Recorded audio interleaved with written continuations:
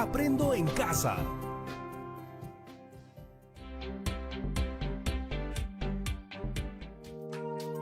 Hola con todas y todos. Ya saben quién soy. Mi nombre es Yanira Dávila y les doy la bienvenida a un programa más de Aprendo en Casa, una iniciativa del Ministerio de Educación.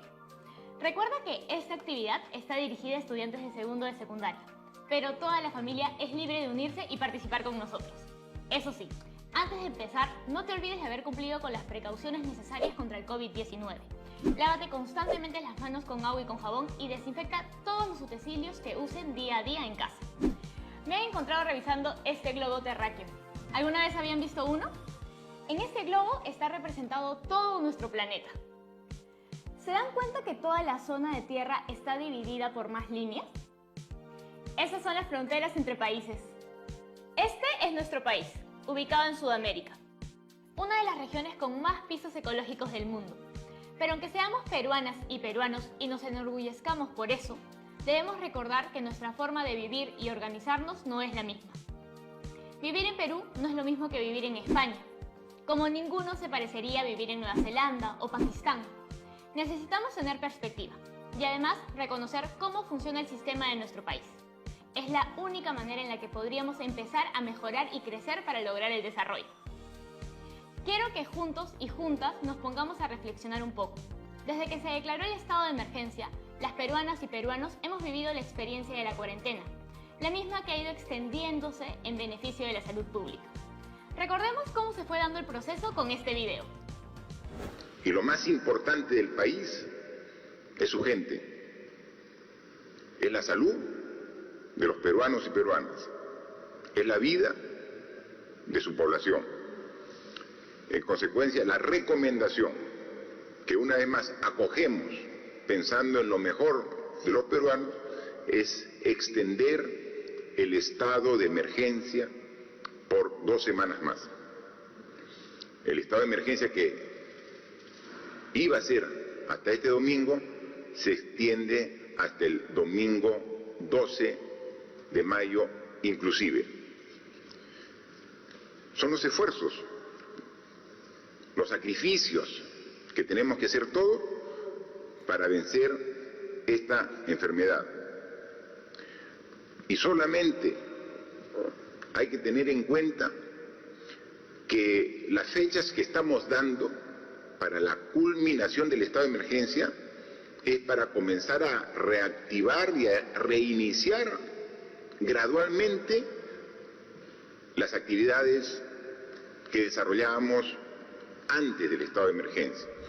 Como pudimos ver, el presidente de la República, cabeza del Poder Ejecutivo y representante del Estado, tuvo que tomar una serie de decisiones ante la crisis provocada por el COVID-19, con la finalidad de salvaguardar la salud de la población.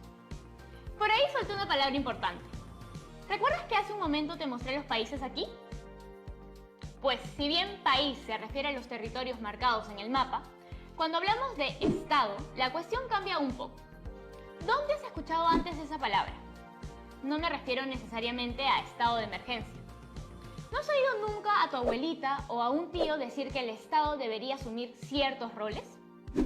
Muy bien, también se dice que las disposiciones de emergencia las da el Estado.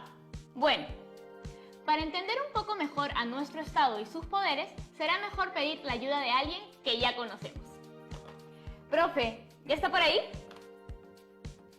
Estoy preparando todo desde la madrugada, Yanira, ansiosa por compartir esta clase con ustedes.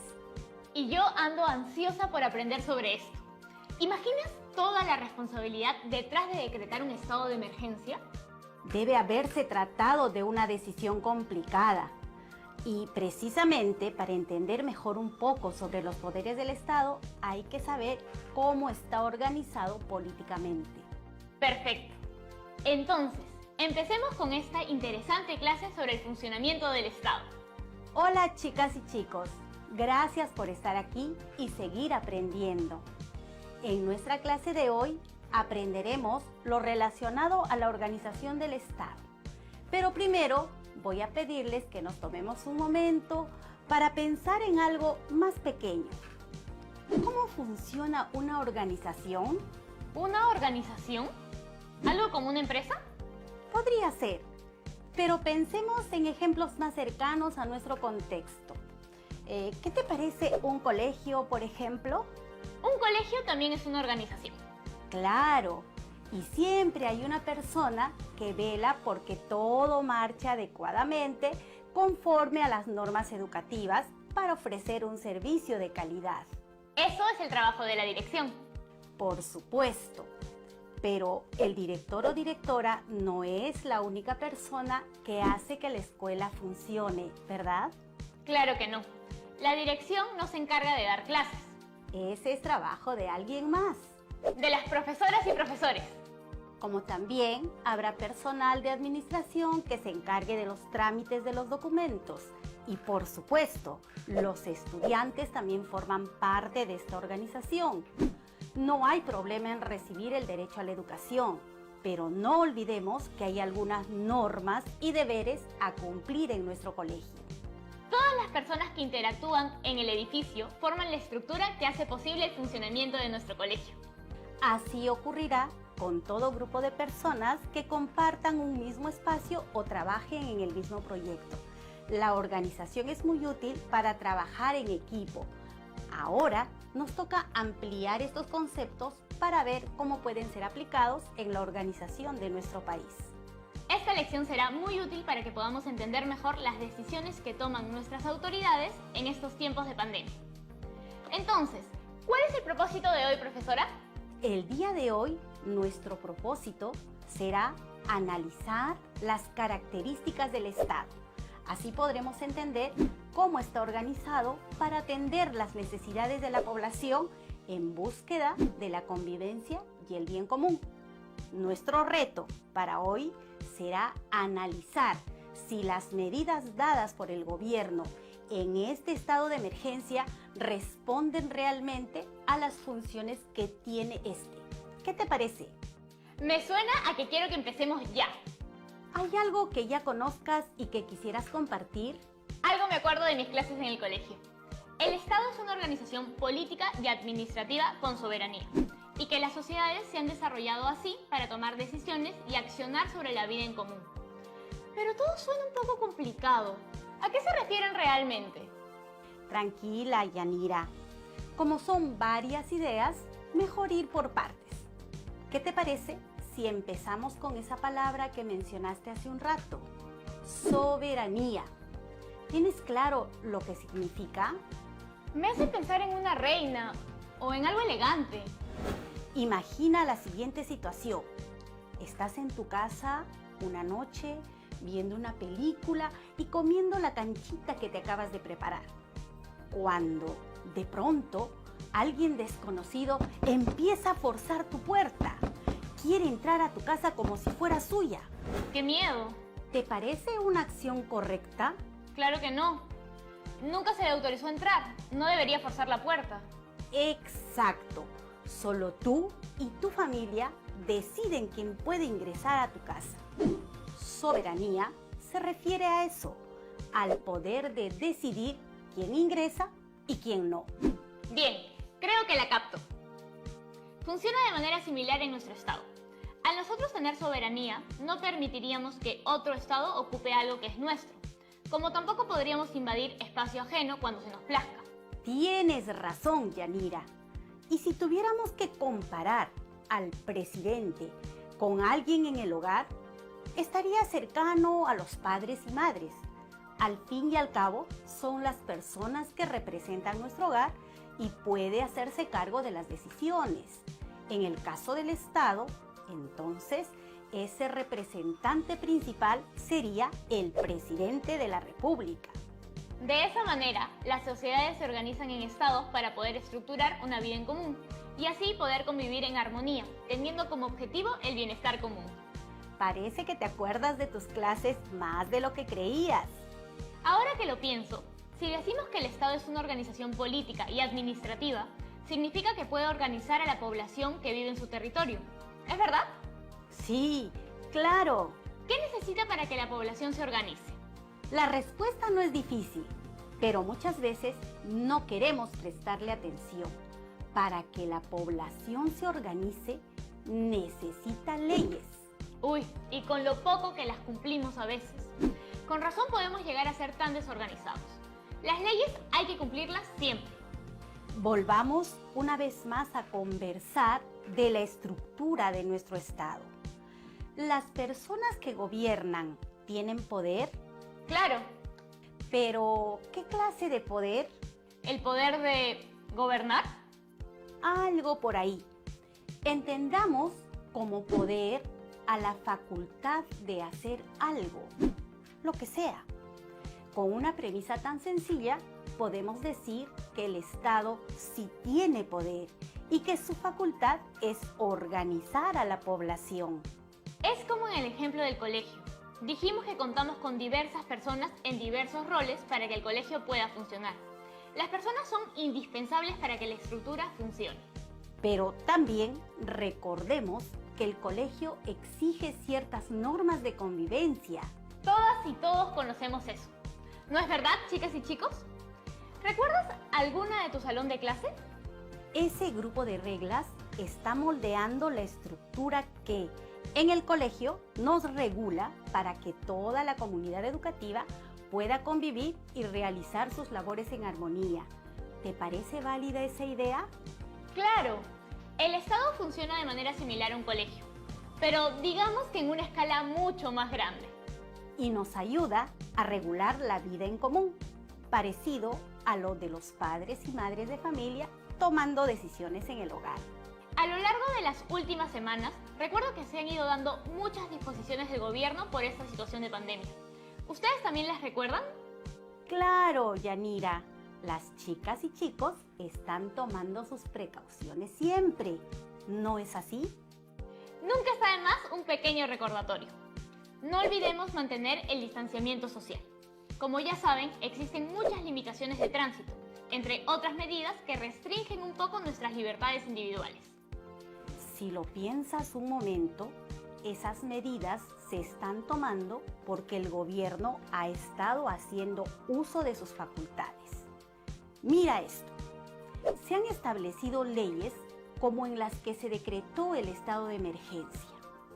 Ha usado su facultad de mantener el orden a través de medidas como el aislamiento social o la limitación del libre tránsito. Se ha preocupado por garantizar la estabilidad de la moneda. ¿A qué te refieres con estabilidad? Me refiero al valor monetario de nuestra moneda nacional, el sol. Mientras más valga un dólar, menos valdrá el sol.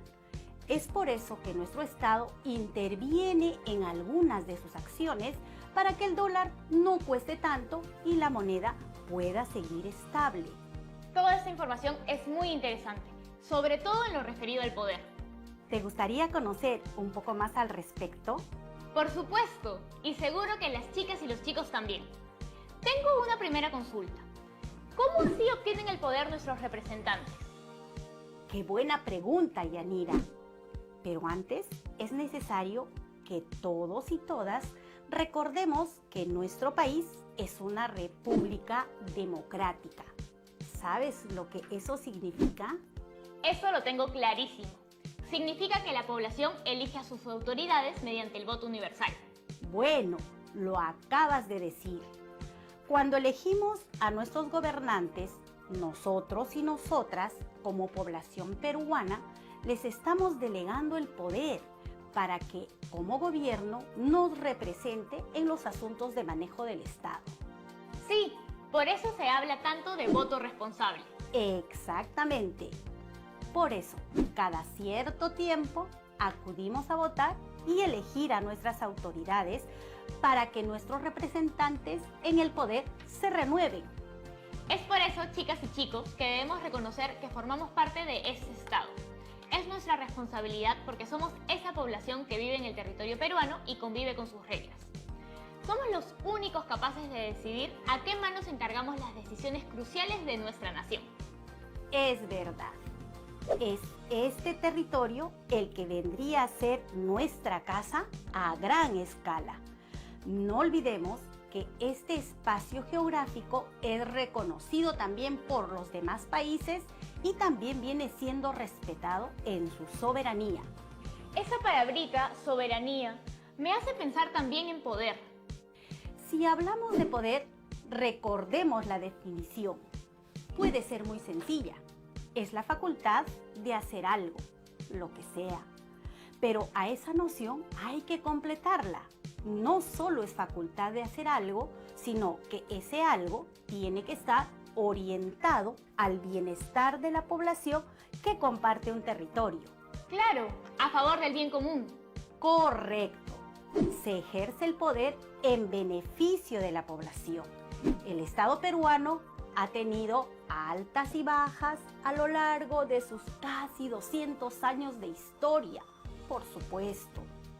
Pero nunca olvidemos que los ciudadanos y ciudadanas somos los responsables de delegar el poder.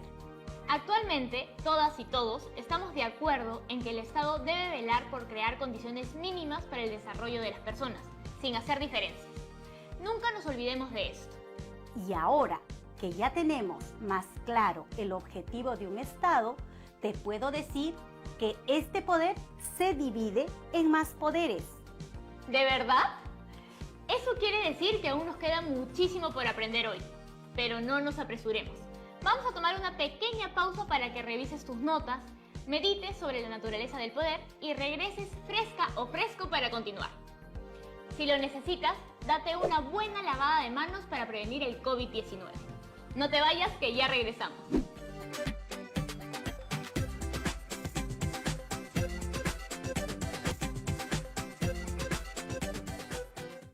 Bienvenidas y bienvenidos de vuelta a Aprendo en Casa. En esta clase estamos aprendiendo mucho del poder y cómo funciona nuestro Estado. Antes de la pausa estuvimos a punto de aprender las 3 divisiones de poder en nuestro Estado. ¿Profesora? Hola Yanira, estoy lista también. Continuemos con lo nuestro. Es probable que ustedes ya los hayan oído mencionar antes. ¿A los 3 poderes del Estado? Bueno, yo sé que el presidente es la cabeza del poder ejecutivo. Muy bien, ese es el primero de los 3. ¿A alguien en casa se le ocurren los otros? Bueno, los otros 2 poderes son el poder legislativo y el judicial. ¿Listos para conocer un poco más acerca de ellos? ¡Claro que sí! Ocurre lo siguiente. Esta división de poderes evita que un solo organismo o persona controle todo el poder del país para que no pueda abusar de él. Al mismo tiempo, promueve la mutua vigilancia y control entre los 3 poderes. Tienen que regularse los unos a los otros, claro. Para que lo entiendan mejor, veamos las siguientes imágenes. Aquí tenemos el Poder Ejecutivo.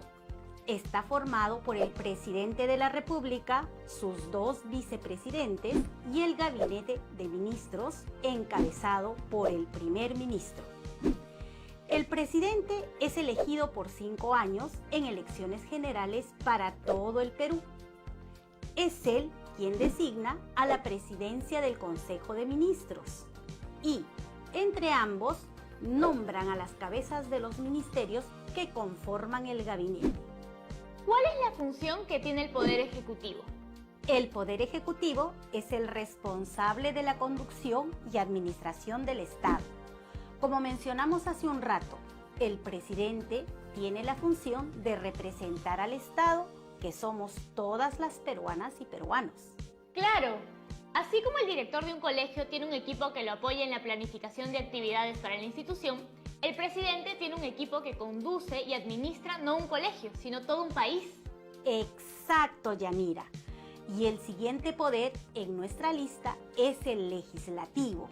Actualmente, el Poder Legislativo está conformado por 130 congresistas, miembros de una sola Cámara. Ellos también son elegidos cada 5 años como el presidente. ¿Cuál es la función del Poder Legislativo? Este es el poder que tiene a su cargo las leyes que mencionamos hace un rato. Entre sus funciones, las crea o las modifica. Además, fiscaliza cualquier asunto de interés público, lo que incluye acciones de las entidades del Estado o de cualquier actor social. ¿Eso nos dejaría pendientes solo al El Poder Judicial. El Poder Judicial administra justicia, de acuerdo a la Constitución y a las leyes del Perú. ¿Es el mismo libro que conocimos la clase anterior? Exacto. Es el documento que contiene el Reglamento General de nuestra nación. Definitivamente es muy útil empezar a conocer mejor todos esos aspectos de la vida política, de la organización de nuestra nación. Pero nosotros, ¿cómo podemos ser partícipes de esta estructura? No es tan complicado.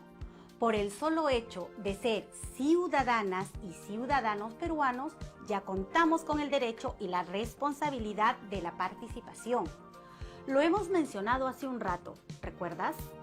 En el Poder Ejecutivo, ¿quién elige al presidente? Toda la ciudadanía con nuestro voto ciudadano. En el Legislativo, ¿quién elige a los miembros del Congreso? Yo, si soy mayor de edad, claro. Y aunque no escojamos a los miembros del Poder Judicial, ¿quién debe tener el poder de hacer valer sus derechos? Toda la ciudadanía. Exactamente. Tú y todas las personas que nos acompañan desde sus hogares somos protagonistas de este orden. Está en nuestras acciones el cambio progresivo y la mejora de nuestros errores. Es necesario pensar que debemos ayudar a construir una sociedad más justa y ordenada. Creo que voy tomando ahora mayor conciencia de mi responsabilidad como ciudadana y de mis acciones al momento de elegir autoridades y representantes, porque nosotras y nosotros nos ponemos ahí. Hay que elegir siempre con responsabilidad. ¡Qué buena actitud, Yanira! Pero no solo hables como si fueras espectadora. Si tú lo deseas, también podría ser elegida como una de nuestras representantes en alguno de los poderes. No es mala la idea de trabajar a favor del país, ¿verdad? No, no es mala idea en lo absoluto. Vamos a repasar algunas ideas que ya hemos mencionado. El Perú es una república democrática. Se caracteriza porque la población elige a sus autoridades mediante el voto universal, delegándoles el poder para que, como gobierno, nos represente en los asuntos de manejo del Estado. Ese es nuestro caso. Pero tú, ¿qué has estado viendo en tu globo terráqueo hace un rato? ¿Crees que todos los países se manejan de la misma forma? Cuando era pequeña, creía que era así. Pero después me enteré que hay países que no establecen mandato por elección, sino por una corona. Efectivamente. Si hay una corona de por medio, estamos hablando de una monarquía. En una monarquía, el poder máximo se concentra en un rey o una reina que ha heredado el poder porque proviene de un largo linaje de la familia. En Inglaterra, por ejemplo, su mayor autoridad es la reina, ¿verdad? Efectivamente. Inglaterra es una de las monarquías que quedan. Sin embargo, casi todas las monarquías modernas cuentan también con una constitución y poderes independientes que regulan el poder absoluto, como lo harían en nuestra República Democrática.